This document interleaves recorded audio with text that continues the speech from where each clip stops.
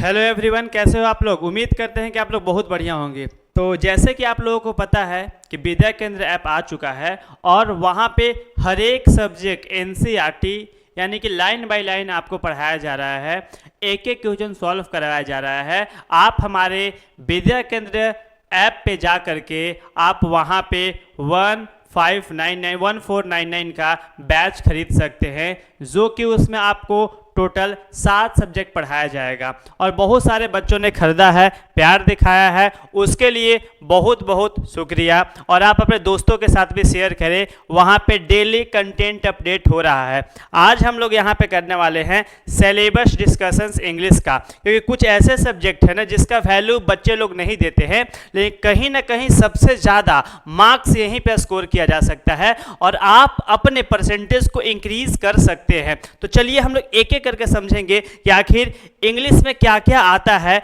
और किस तरीका से हम लोग 90 प्लस मार्क्स स्कोर आराम से इजीली तरीका से इंग्लिश में कर सकते हैं। क्योंकि हमको जहां तक लगता है कि इंग्लिश और इकोनॉमिक्स एक ऐसा सब्जेक्ट है जहां पे 90 प्लस स्कोर करना बहुत इजी है और आराम से किया जा सकता है, बशर्ते आप पूरा सिलेबस आपके दिमाग में होना चाहिए। सारा कहानी, सारा पोएम, उसका राइटर, उसका जो पोएट है उसका नाम पता होना चाहिए, सारे के सारे वर्ड्स एलिट्रेशन याद होने चाहिए और उसके बाद आपको फ्रेम करके लिखने आना चाहिए। आप आराम से, और लिखने में ऐसा नहीं कि सर सब तो करना ही पड़ेगा, कुछ नहीं करना, बस आपको सिर्फ और सिर्फ 50 से 60 मिनट टाइम देना है डेली के हिसाब से और आप आराम से इंग्लिश और इकोनॉमिक्स में 90 प्लस नंबर स्कोर कर सकते हैं। तो जो जो बच्चे अभी तक नहीं जुड़े हैं वह जा करके जुड़ जाए, विद्या केंद्र ऐप डाउनलोड करें और एक एक चीज़ों को समझे जो आपके लिए एग्जाम में बहुत ईजी तरीका से अच्छा मार्क्स स्कोर करने वाले हैं। तो यहाँ पे आकर के आपको प्रॉफिट होने वाला है। देखिए,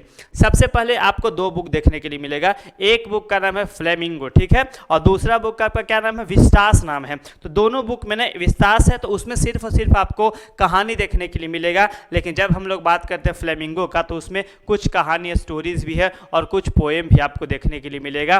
तो यहाँ पे जैसे सबसे फर्स्ट चैप्टर हम लोग जो पढ़ेंगे वो है द लास्ट लेसन। अब देखिए क्या है ना बाबू कि 50 नंबर के आसपास, देखिए ऐसे तो 45 से 50 नंबर मान लीजिए, ठीक है ना, आगे पीछे होते रहता है, लेकिन आप जैसे आप 45-50 में आपको कहीं ना कहीं पैराग्राफ राइटिंग भी होता है। जैसे मतलब पैराग्राफ आपको दिया हुआ रहेगा और उसको देख करके आपको क्वेश्चन आंसर, जिसको अनसीन पैसेजेस करते हैं, तो अनसीन पैसेजेस होगा तो कहीं ना कहीं वह स्टोरी पढ़ने से, पोएम पढ़ने से ही समझ में आएगा। आप सोचिए कि सर हम अनसीन पैसेजेस कर लेंगे तो आप गलत करके आएंगे, क्योंकि जब तक आपको अच्छा नॉलेज नहीं रहेगा किस तरीका से डिकोड करना, हर एक वर्ड्स को कैसे समझना है और किस तरीका से उसका सटीक आंसर देना है, तो आपको पूरा नंबर नहीं मिलेगा।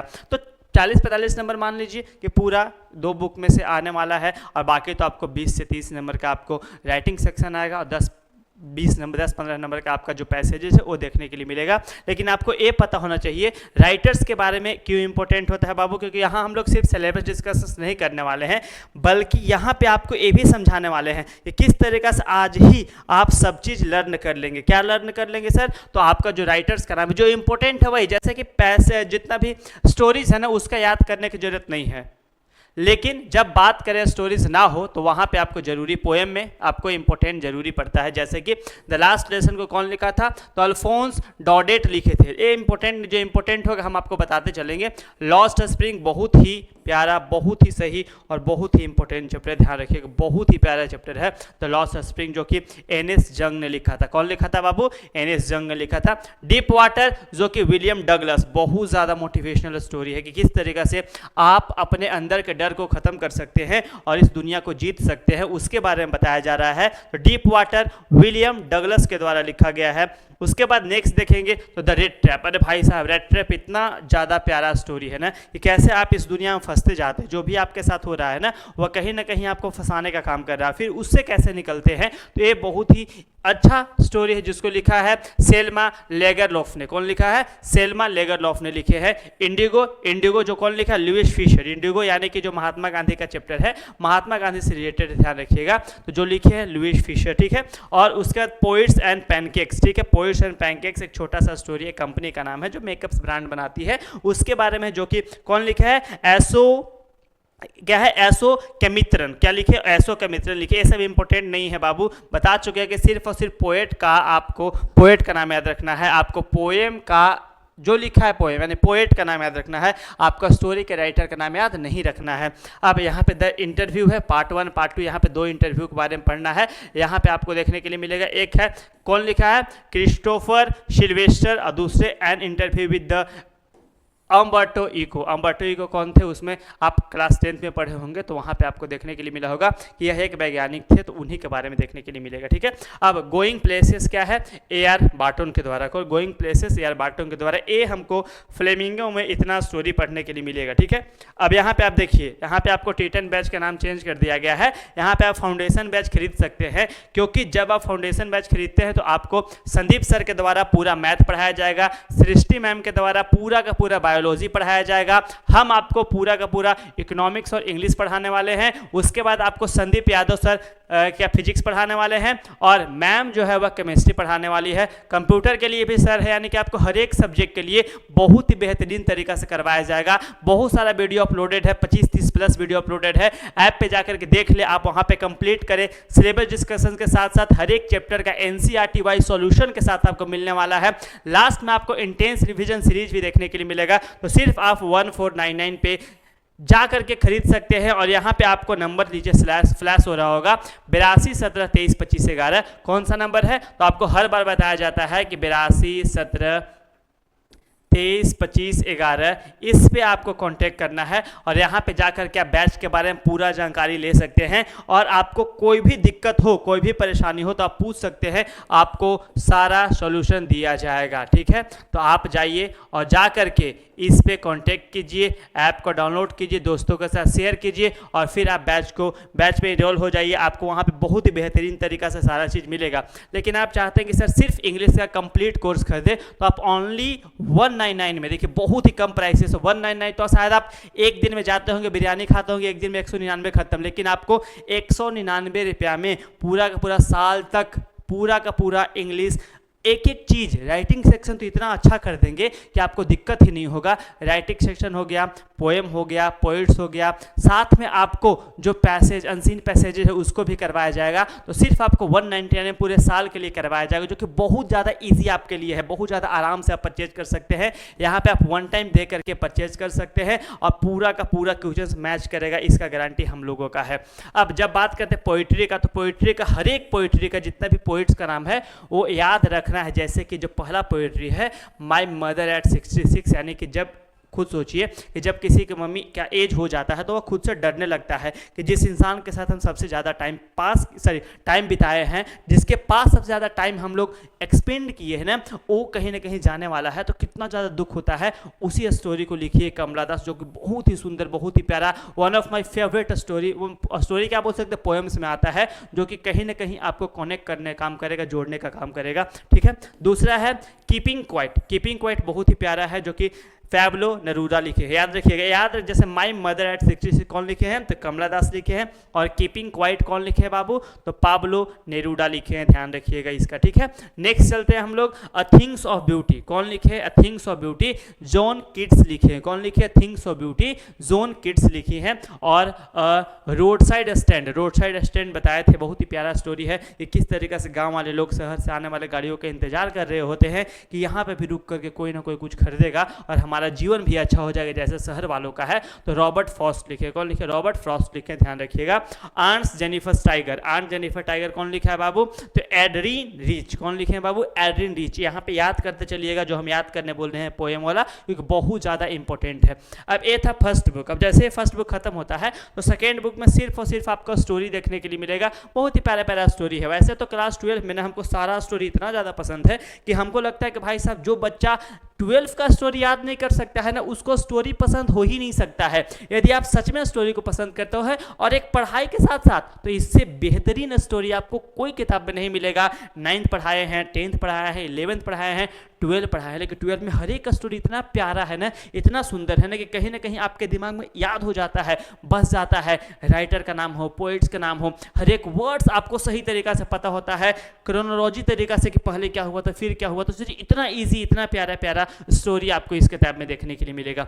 विस्टास जो है बाबू, वहां पे आपको द थर्ड लेवल, भाई साहब कितना ज़्यादा, किस तरीका से एक इंसान अपने आप को स्केप करना चाहता है, बहुत सारा परेशानी वाली दुनिया से अपने आप को शांति में देखना चाहता है। कितना प्यारा स्टोरी है जो कि जैक फीने ने लिखा है। कौन लिखा है बाबू? जैक फीने ने लिखा है। द टाइगर किंग कल्कि, द टाइगर किंग कौन लिखे हैं बाबू? कल्कि लिखे हैं, ध्यान रखिएगा।